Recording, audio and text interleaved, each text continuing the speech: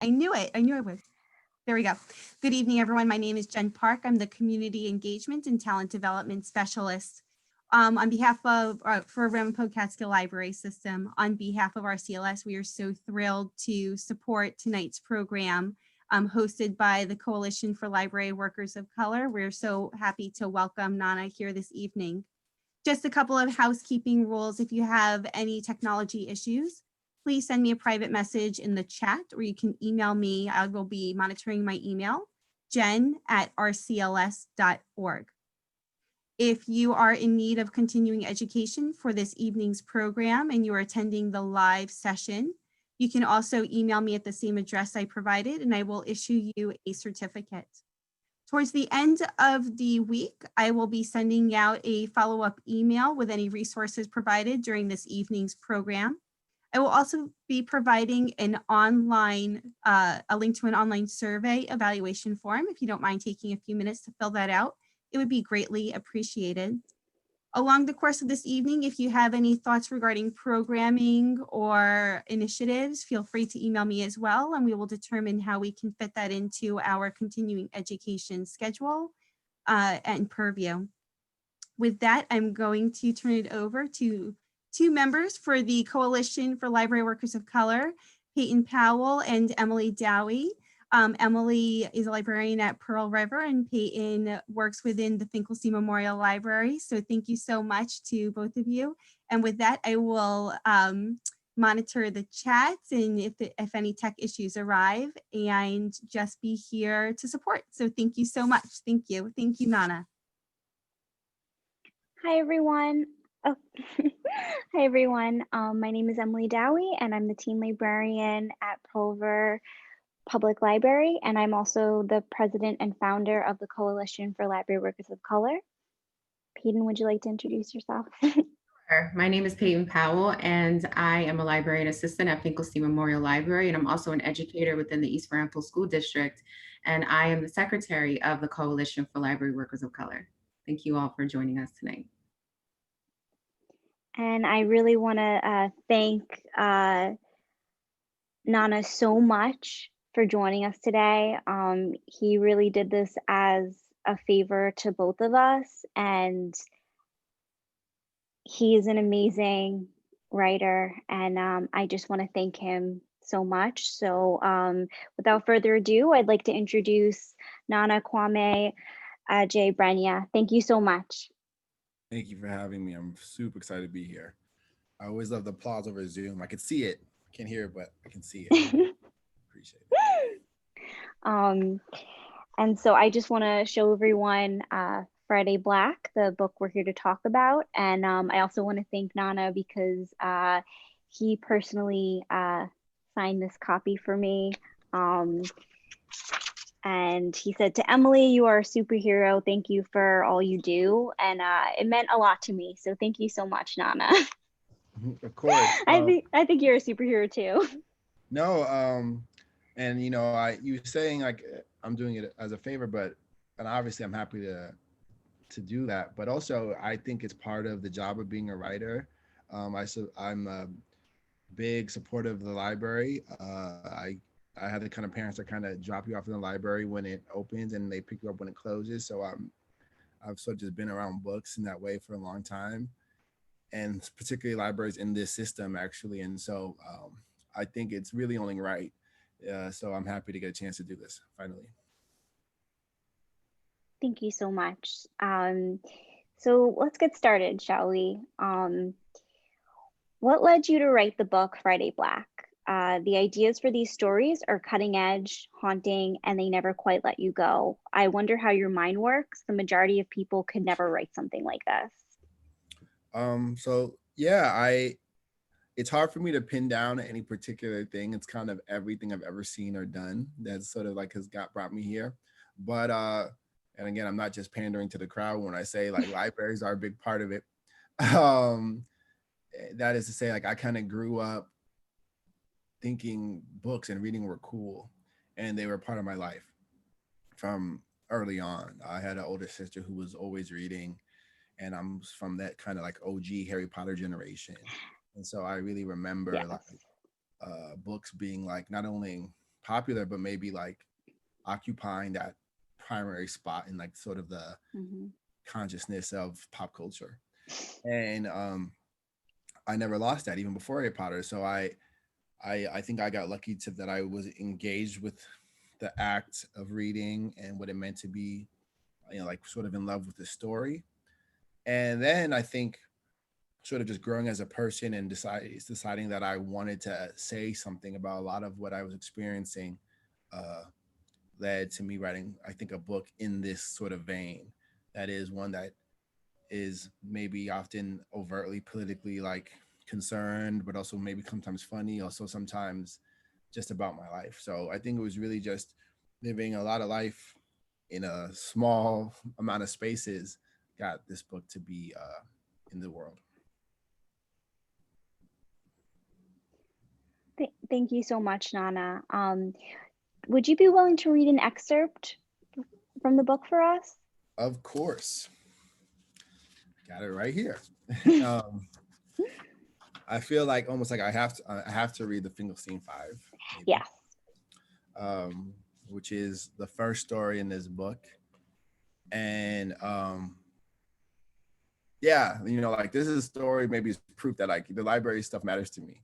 The first story in this book is called the Finkelstein 5, and you'll hear what it's about in just a second. But I wanted to have a little Easter egg for people that know Spring Valley and people that know that library system. And so I'll read just the very beginning. I won't read much of it, but you can just get an idea of the type of story it is. This is the Finkelstein 5. Nana, I'm sorry. Could you just speak a little bit louder? I think some of the attendees are having a little bit some trouble hearing you. Got it. Thank you so much. Mm-hmm.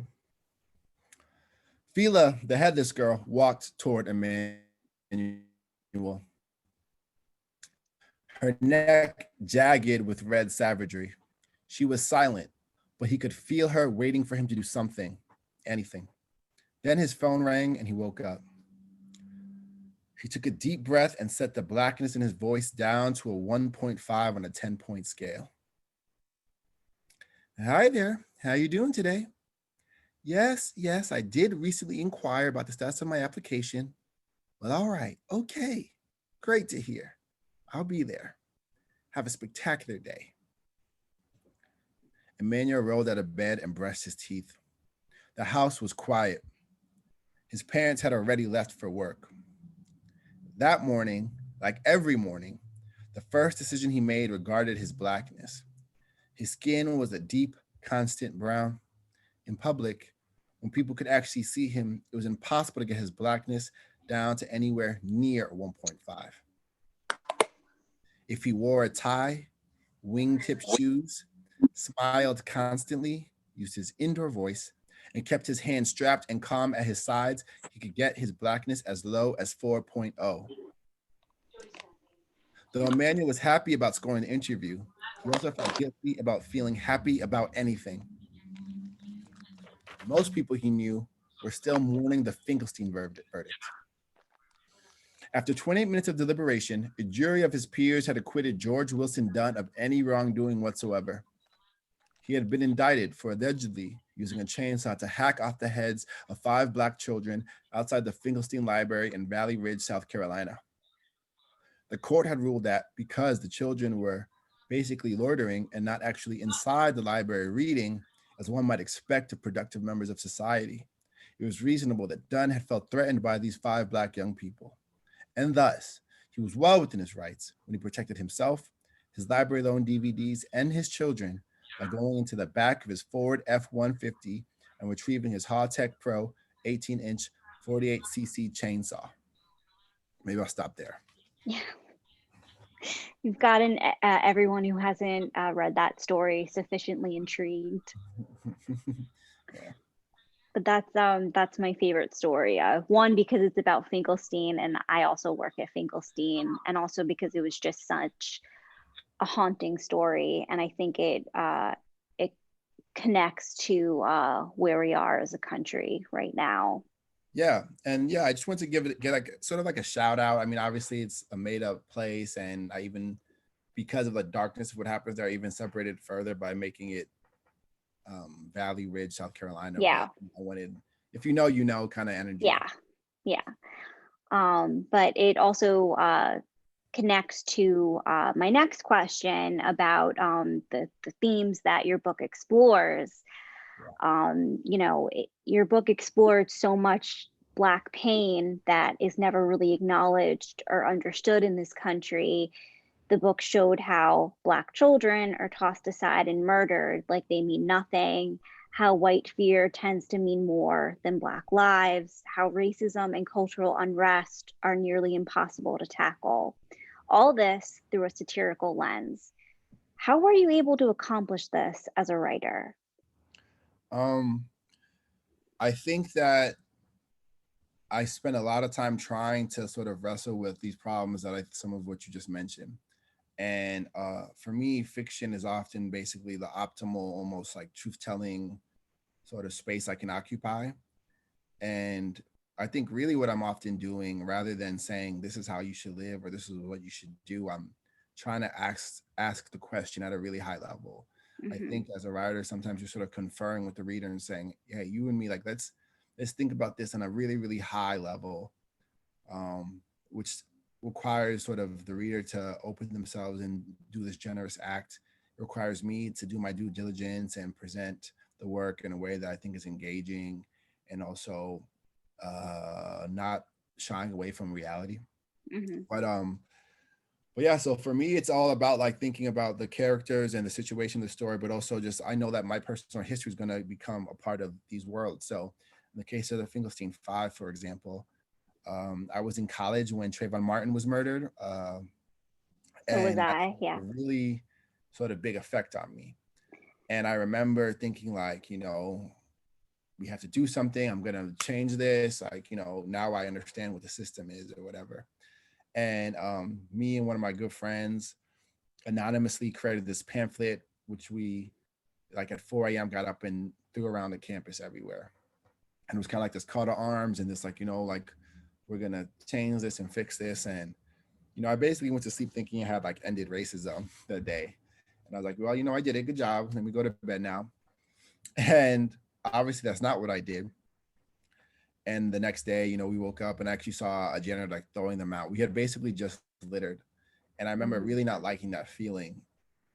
But what was important, for the reason why I mention that often, why it was important to me, is I realized I don't think it's my job as an artist, or it's my job to just look down and be like, this is what you should do, which I think was what the pamphlet was doing. I think now it's like, do you see this? I think you should see this. I don't know if you're seeing this. Let me present it in a way that you can see it.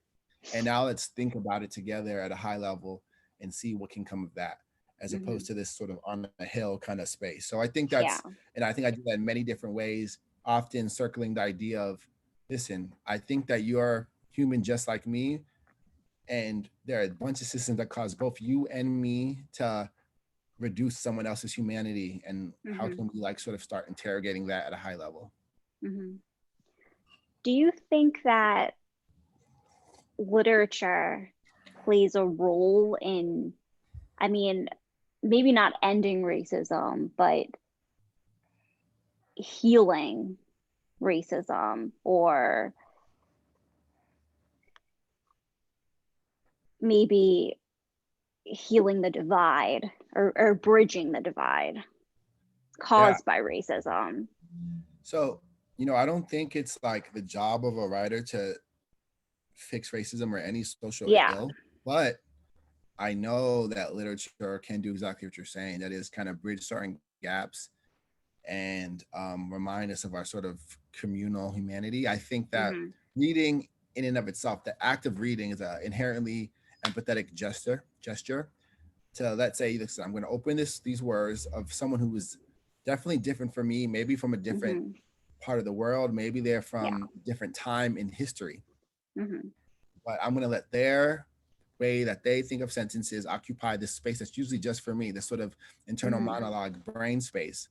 And I'm going to let my consciousness rest in someone else's, sort of give them the consciousness of the reins of my consciousness to someone else. I think that's such an inherently empathetic gesture. And I think that on its own teaches people to start recognizing and really living, embodying Mhm. the legitimacy of other people's ideas, but also, and I think eventually that on its own will sort of help grow people out of sort of these weird, faulty thought systems like racism. But also, that's like on like a kind of maybe meta level on just a whether it be stories that are actually about racism. I'm sure they can help. I think that they can do important things. But Mhm. also, often the work is just reminding people that, listen, I'm a human just like you, and I have the capacity for pain and love just as you do. Do you see yourself as an activist, or other writers who write about similar themes as activists? Um, I think it's an important question and something I've thought about myself especially in this last period of time. I think of myself as an activist, but not because of my writing. Actually, I think of myself as an activist because of things I do in my body and like the way I try to show up in spaces and the things I sort of give to with my own resources. Um, I think writing does an important job, and maybe like that is in and of itself sort of activism. I just try to challenge myself to also live it as well. And Mhm. so I think for me, that's very like a personal thing for me. Like I think that I've because to me to be an activist is like a very, very, very serious and high title that I try not to just like embody lightly. But I do, I guess, sort of in the things I've sort of been able to do, maybe even more of post having the book come out. I've started to think of myself as an activist in a different kind of way. Thank you, Nana. I'm sorry, some of the attendees, they can't hear you. If you could just speak a little louder, I'm sorry. Mhm. Switching gears a little bit, I just want to talk about the use of the chainsaw in the story, The Finkelstein Five. So the use of the chainsaw in the story, The Finkelstein Five, was a bit jarring for some. Yeah. Where a man named George Wilson Dunn is on trial for the murder of 5 Black children that took place outside of the Finkelstein Library in Valley Ridge, South Carolina. Can you explain your choice in choosing a chainsaw as the weapon of choice instead of a gun? Yeah. I think it's a question that a lot of people sort of like creates a shock effect maybe. Um, Mhm. the reason why I wanted George Wilson Dunn to have a chainsaw as opposed to a gun is I think in many respects the sort of general American public has grown comfortable with unarmed Black people being murdered via gun. Mhm. And it's like, I wanted to be less concerned with sort of I don't know, the prettiness getting killed with a gun is not pretty either. Yeah. But it's almost like the unusualness of a chainsaw reminds people of the fact that those are actually human beings and not just Yes. names that people elicit for whatever purpose. And so the chainsaw for me, like, I always think that if you get killed by a chainsaw or a lion or a gun, you're just as dead either way. Um, so for me, it's like if this chainsaw bothers you and the gun doesn't, I'm interested in that. And so for me, that's what that there was sort of that's why I think the Because chain. basically all the murder should bother you. Yeah, and Yeah. I think we had gotten to a point where the gun was almost like, well, and I wanted to resist that. Yes. Yeah. No, I completely understand what you're saying. Mhm. I know that you grew up in Spring Valley and you frequented the Finkelstein Memorial Library in Spring Valley um, throughout your childhood. So did this have an influence over you choosing the name for this story? Imagine I was like, no, like not at all. I know, like no, it didn't have an influence at Oh, I'm like, oh my God, they have the same. all. They have the same name. It did. And again, like I wanted to just have like a real wanted to sort of have a shout out. Also, like have like there's like sort of for me, the libraries, there's sort of there's like a power there. I don't take for granted the opportunity. Like every time I've seen my book in the library, it's been some of the more like um I don't know, humbling kind of experiences of all the places I've seen my book. I think of them as sort of like spaces to like that I'm reverent of. And so that I wanted that as well. I wanted that sort of a reverent space getting defiled by a horrible act. But yeah, I just definitely want to make sure I sort of held it down for Spring Rally and that library. Yeah. Well, I loved seeing the Finkelstein shout out. Yeah. So I loved it. So the Finkelstein Five. I'm sorry, I'm still talking about the story because it was my favorite. So No I'm just, and I'm in control of this panel. So your world. So the Finkelstein Five also raises questions about who deserves to be safe and how far can one go to protect their own safety. So I was hoping that we could talk more about that. It's a very important question, safety and protecting one's own safety. Like I said, I think people over the course of their lives have different moments that radicalize them. If they're aware or they pay attention or engaged, and one of many, but a pretty acute one was that Trayvon Martin moment. And if people remember, with Trayvon Martin, it was the whole thing, like there was like a neighborhood watchman. George Zimmerman was like a neighborhood watchman whose job is, to like protect the neighborhood. And he called the police and they told him to disengage, and he still decided he's going to go protect whatever he thought he was protecting. And Trayvon ended up dead. And so I think that I'm very interested generally, but also in my work with the idea of how different identities and different bodies sort of come pre-packaged with a presumption of violence. Yes. And how, and then because of that, all the violence that gets administered on those bodies. And so, especially being a Black male moving through the world, I sort of know what it is to walk into a space. And again, even spaces that, that are supposed to be your safe space. And it can be a library as well, Yeah. And you're viewed a certain way because of, or wherever, it could be anywhere, you're viewed a certain way because of the body you inhabit and the stature, sort of your physical stature and whatever, the clothes you may be wearing and all these things. And so, I'm very interested in that, and all the different ways our sort of fear basically gets us to become very violent. And that happens in many different forms. But in that particular story, I sort of use race as a way of thinking about that. So continuing in that vein, in the story, the protagonist Emmanuel, he uses what he calls a blackness scale to measure his blackness during certain interactions. Yep. And I found this so interesting. And I could relate to this. I mean, I'm a very light-skinned Black woman, but I could relate to this, me, my brothers, my father, who's darker than me. So can you explain what the blackness scale is and why it is something that most Black people tend to be aware of during their social interactions with others? Yeah, and I think the idea that sort of birthed the scale has kind of come into the zeitgeist a lot more recently. So I think we're familiar with the idea of code switching. I think many of us have to do it in many different ways. The blackness scale was a way for me to make concrete this sort of felt experience I think many people have. That is adjusting yourself based on a presumption of what blackness is, sort of the stereotypical sort of way of moving through the world, or stereotypes that are assigned to you, whether or not they have anything to do with your life, and mitigating or adjusting your personal behaviors based on an awareness of that. And, obviously, blackness is not quantifiable. People are humans and their experiences are so multiple.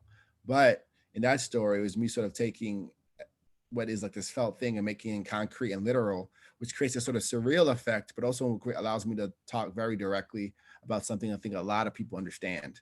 So that was really sort of the origin of the scale. And I do it often. I think taking a felt experience or something that is sort of not concrete, pulling it to the concrete and material or specific, and using it as sort of a conceit for the story. Thank you.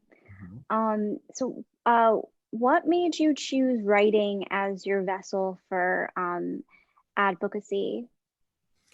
It's a good question, and the answer, it sounds funny, but cause free, kinda. It's free. And that is the price I could afford. It's also part of, not gonna lie, part of why I'm super interested in libraries. I They're didn't, for everyone. yeah, I'm laughing about, but that's actually matters a lot. There are not a lot of free public services that exist like the library, and so for that reason, for me, it's kind of a radical space.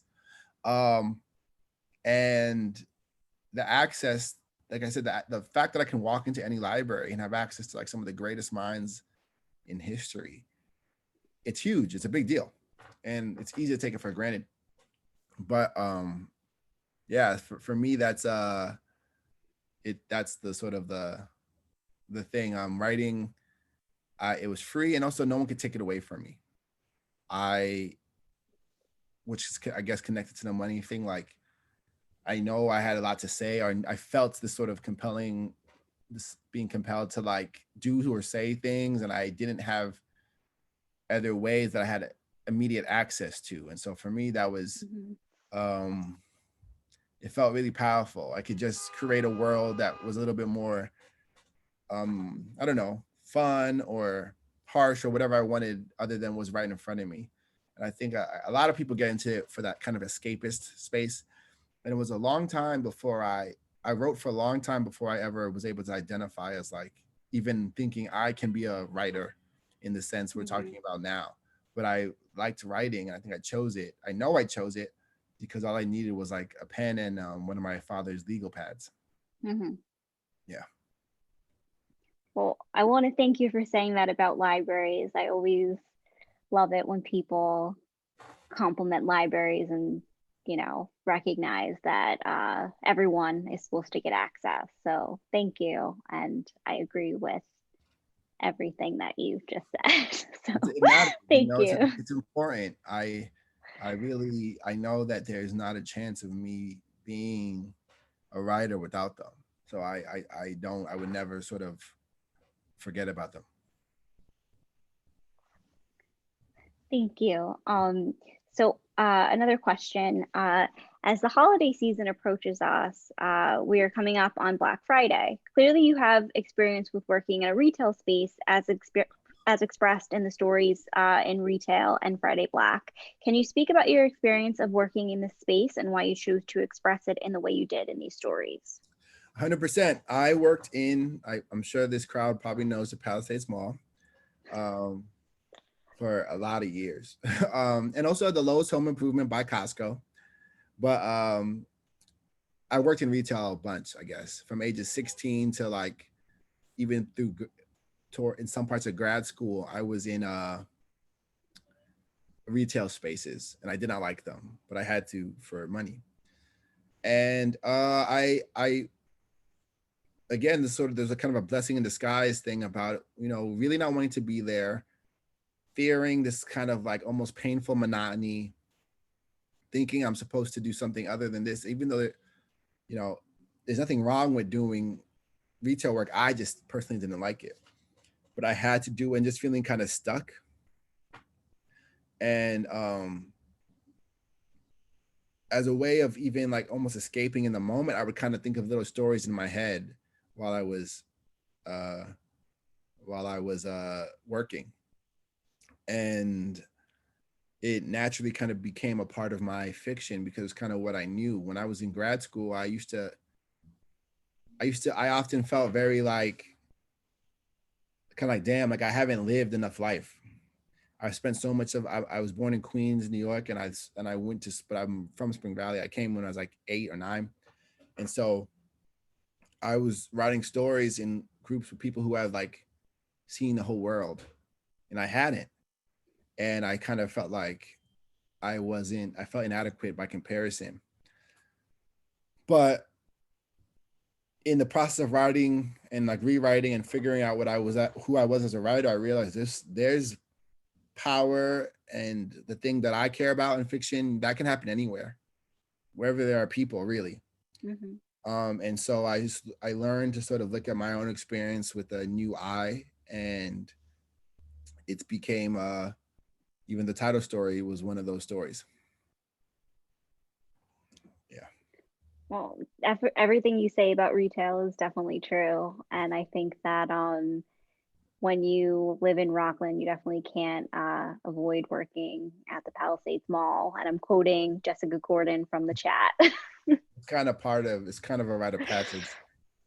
Yeah, and I definitely took that right for sure. But yeah, I think that that's one of the things that makes your book so relevant, is that you talk about so many things that anyone can relate to, whether it's working retail or being discriminated against. Yeah. So everything is relatable. So I want to ask you, do you have a favorite story in the book? Is that okay to ask? It's okay. It changes. And for me, it's hard because you spend so much time, with them. And also some stories they stay with you in a different kind of way because you read them so much for like events, so to speak. So like the Finkelstein 5 is always important and fresh in my mind.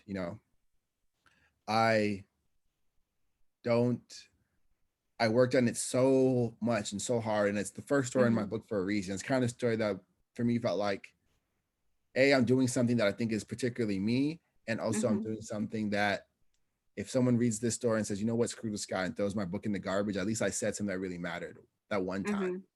So sometimes it's that. Sometimes it's, I think someone said the shortest story in the book, the very next story, Things My Mother Said, which is really about my mom and how she sort of like instilled a kind of love in me. And sometimes that's my favorite story just because, it's something I can carry it in myself. And it's a totally different story than the Finkelstein 5. Sometimes I like the last story in the book because it's just so brutal and harsh and different. So it's really hard for me to say it, but if I had to choose one today, I would say the last story because it's just a lot going on. It was very difficult to write.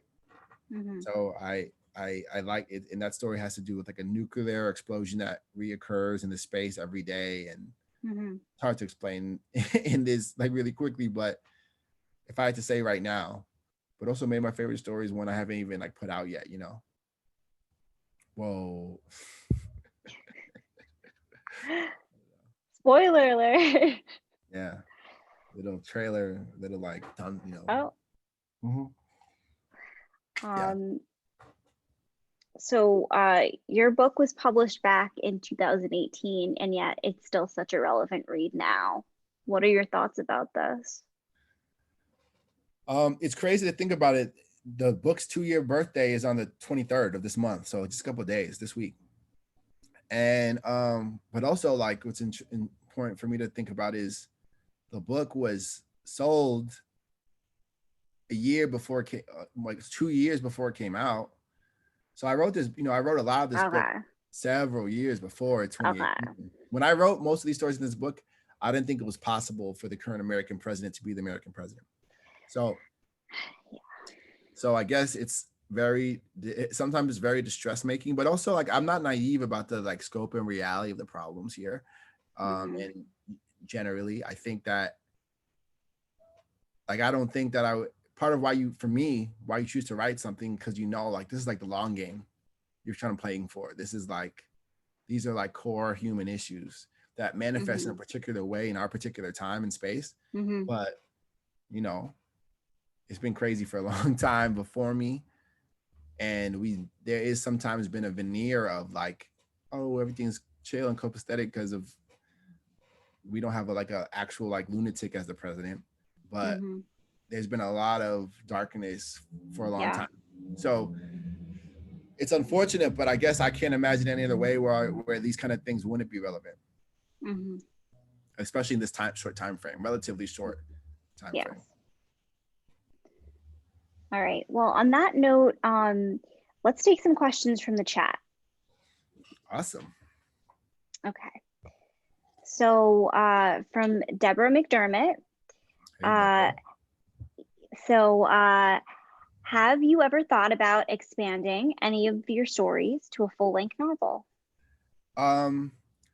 No, I haven't thought of turning any of these stories into a novel. The novel I'm working on now is, I originally tried to make it a short story, but it's just not in this book. And there are one or two short stories in this book that I'm gonna like engage with again, like that. There'll be like a sequel, if you want to call it that. Excuse me, but I really try to. For me, like a short story is really like almost the ideal form, if you can say it in that space. That feels like the most complete to me. But I had just had a story that I couldn't fit into that sort of short form, and I'm working on it now as a novel. But none of the ones that are in Friday Black, no. So you wouldn't expand any of them? No, I mean, you never say never, but I'm not going to expand any of those stories into a novel. No, even though I would engage with ideas again for some of them in another short story. Yes. Okay. Would you turn any of them into a movie? Yeah, we're trying now. So oh. Mm-hmm. Ooh, fun. Only TV and movie as well, because different stories we're trying to make a series, and then some of them we have like feature length stuff set up. So yeah, we'll try our best. That is really, I'm so happy we know that. That is very fun to know. You heard it here first, folks. I have a script right here. This is a script of an adaptation of the Finkelstein 5. Whoa, secret. I'm glad oh my God. Yeah. I'm very excited. I'm so excited to know that. Okay, so from Takami Naida, are you working on a follow-up to Friday Black? Care to drop any hints about it? If it just, for me, that I imagine follow-up meaning like another short story collection. And I am working on that as well, actually. It's a different thing. You know, I'm a different person now. But in some ways, I think the short story collection that will come after the novel will be like a next step in maybe a similar space in some people's minds. But I don't think of it as like Friday Black 2. There's no Friday Black 2. I don't think there ever will be. It's a good question. So from Meredith Nikolic, I'm curious, she's curious about the background of the story about the aborted twins. The images will stick with her. Yeah. Also for the Finkelstein 5. Also, how did you get published after grad school? All really great questions. Okay, let's see if I can keep them all in my mind. I'll start with the first one. Lark Street is a story about like sort of a couple that recently decided to abort a child, and then one of the characters, the male character, sort of thinking about it, and that manifests in a very particular way. For me, like I wanted to make sure, and I mean, it wasn't like an easy thing because like there's a taboo around abortion and several subjects in our culture. And to me, the taboo is sort of the part of the violence. It's difficult because I think some people, if you even, I mean, there's so many challenges in engaging with subjects that people are afraid to sort of think about. But one of the hardest or harshest that I've seen is that some people may believe you to be like, they might misread your story. So some people might read the story and think of you as a pro, I'm trying to think of what they call themselves, like pro-life. When for me, it's like, not only am I super pro-choice, I think we also have to like think about, it should be okay to talk and think about these things. And so for me, that story was a way of doing that, basically. And also just thinking about the sort of what I feel are the things that go through your head when you're in that situation. The Finkelstein 5, I kind of spoke about how I guess I arrived at that through like kind of really getting obsessed with Trayvon, and also considering my own adjustments, how I code switch or don't in different spaces. And what was the third part of the question? Oh, how did you get published after grad school? I'm trying to think of the shorter version of it. So I got an MFA at Syracuse University. And so I went to grad school there. And as part of that program, you also have to teach there. and I was working on my stories the entire time there.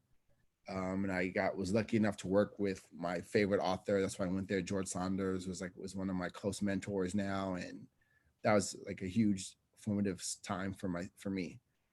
The next year, I got a fellowship at Colgate University, so I was teaching there as well and working on.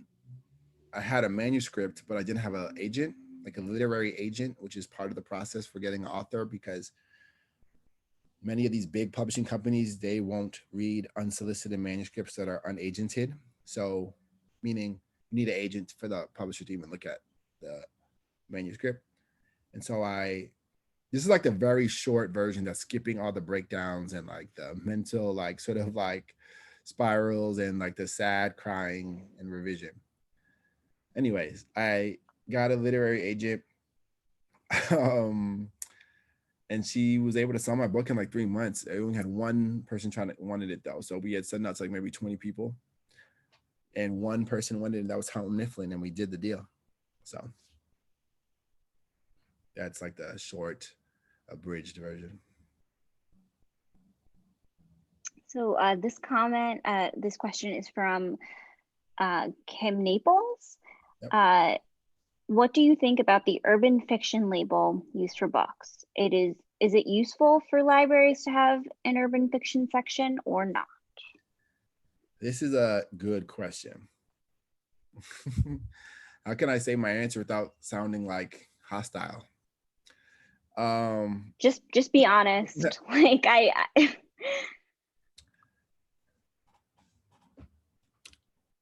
I'm really like want to say this like correctly and not. I think that,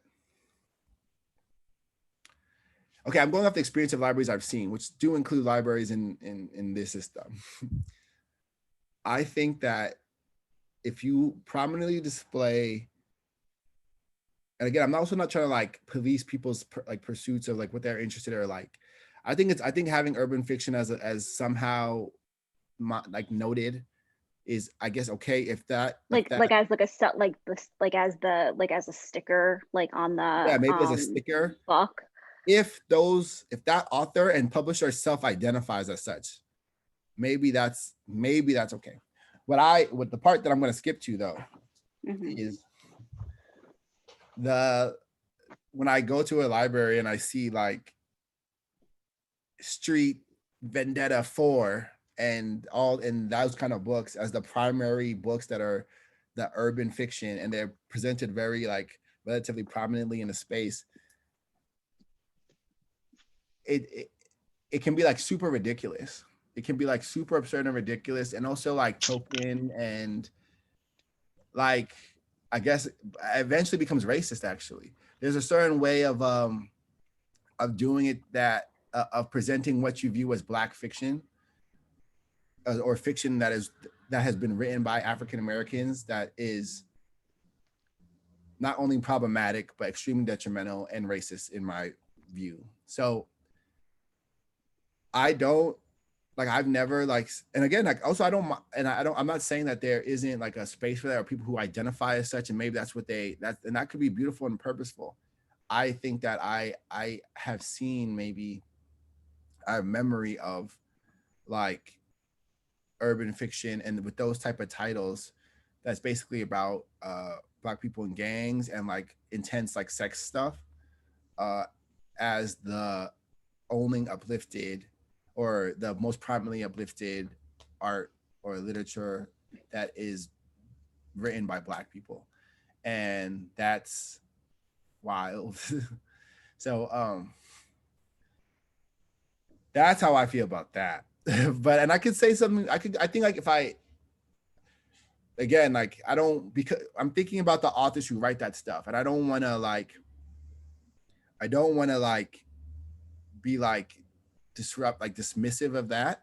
And also there's people who like love that stuff and it's important, but it's also, I think like I just hope that for me what would be most important is like think about who is curating those sections of the library, who is making those decisions, which librarians, and what kind of representation is in the actual library or bookstore or whatever.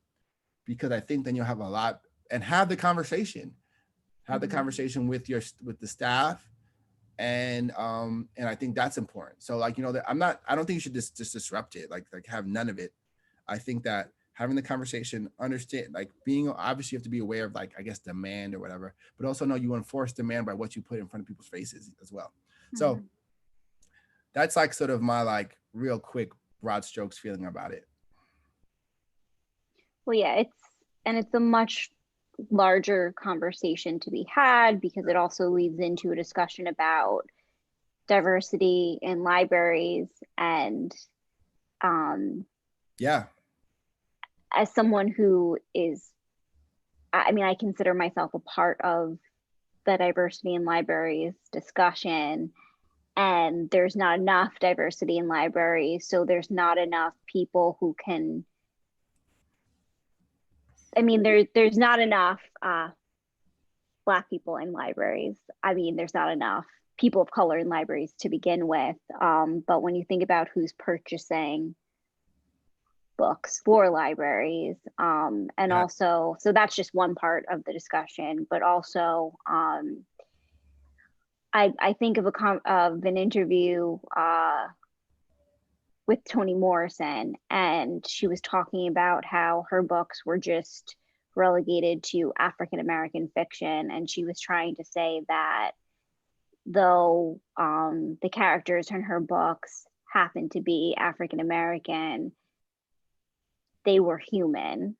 Like they were books about people who happened to be Black. Like, Yeah. and so basically, I think that a lot of people tried to minimize her books and act like they were just about Black people for Black people, when that's kind of minimizes her accomplishments. Yeah. And When they were books like about the human experience. yeah, and Toni Morrison is obviously, like, you know, for me, icon that I study like super deeply, and is really like, for me, the goal of all writers. I think Toni Morrison is the person you would think about. And she's also like, you know, I've seen like her speak about this, and also about how like because she can say, if my characters are all Black, like how like the way people read her differently then. But so I think it's and for me, when people ask me like, oh, what section do you want to be in? I want to be wherever Toni Morrison is at. Like, where I want my book to be in that section. And so it's like, I think that, and again, like the thing I'm also thinking of is like, I don't want to reduce like those who write urban fiction, because again, I think these like, I just know I can feel the missed lack of representation in a library when I see that urban fiction section and nothing else. You know, I can feel that. And so it's just, you know, it is an issue of having diversity and having conversations and understanding that you there needs on every level, not just having a Black person in the space, having a Black person with powers to make decisions, having a Black person with the power to help curate the purchase list, having a Black person with the position to able to create a display and think about all those and do programming. Yes. And not, you know, it's not just, oh, we had a Black person there. Yes. So it's all good. But it's important. I think it's an important conversation that I think could be a whole, like, you know, couple hours. Yeah, no, I know. So we've got to move on to the next comment. But yeah, it's a much larger discussion. So from Anita Bauman, the pain and anguish in these stories is palpable and gut-wrenching. As the author, have you heard a comment or received a reaction to your book from a teen/young adult reader that has affected you with the same intensity? If so, has it drawn you to the additional storylines that you'd like to explore? Have I heard a comment or received a reaction to my book? So like, has someone responding to my own book made me want to go into different storylines even deeper? The thing about this current moment is, you know, I pride myself on being pretty accessible. Like, I've never, if I could have done this earlier, I would have done it. I just hadn't been offered to me. Like, I'm around, and I get messages on social media and all this stuff all the time. The other day, a young woman made like a little move, like a little intro to a show of the book. And I get moved pretty deeply because I'm still early enough that I view it as an honor that someone would even read a story of mine, you know? So yes, I've been from my own, like just mental, sometimes I have to like be careful about how much I engage because it's I feel it too much almost. It's a big deal for me that they care and they feel seen and they think about it and it matters to me. I try though, that said, I try to not have like a one-to-one thing with this person said this and this is what I write more. I think that could get really tricky and harsh and I don't want it. It's, you know, this book, I wrote it, the stories having not ever thought, like having no certainty that anyone would read any of it. I didn't doubt that we would be successful, even despite what people said would happen. But I didn't have like a concrete idea of what it meant to have a book that was in the world that people have read. And if I had that, who knows what I would have been afraid of to do? Who knows what I would have been afraid to like really engage? And so to try to maintain that sort of, I don't know, purity or something about like the way I approach my work, I take the love that they give, which is like pretty intense and often and is kind, and I let it just build me up. And it's what I take up from it is when you trust yourself, you're doing the right thing. And that's how I kind of go by. All right, so we have a comment from Ann Kennedy. I've been very intentional over the last year about finding ways to have a better understanding of Black experience. One of the things that's been emphasized is that white people have to do the work ourselves. We can't expect Black people to educate us. While I was horrified by George Floyd's murder, Finkelstein 5 made me feel what a Black person's visceral response would be. Not to trivialize, but watching a documentary recently on driving while Black, I recognize that driving isn't just an adult thing for Black people, but rather deeply symbolic of past constraints on mobility and violations of that mobility are sort of holistically painful. I've got a similar sense of depth through Finkelstein 5. And I mean, I think that's important. I'm glad that that happened. And again, for me, like I said earlier, like, you know, how reading this, like, it's this empathetic gesture to really allow, and it can be a very generous gesture, but I think we should seek it out pretty actively. I think we should try our best to grow ourselves. And that can mean so many different things. If my work can help someone feel something, you know, I think that's important. I think that generally, like we all have spaces where we can grow, and I know for certain I do. It's just a part of being a person, and I try to like be aware of that, and it's part of why I like library so much. It's part of why I am a reader. It's part of why I try my best to listen, you know, more than I speak. And yeah, for me, a lot of times the job of the artist is to make someone feel something. If that happens, I think you've done an important job.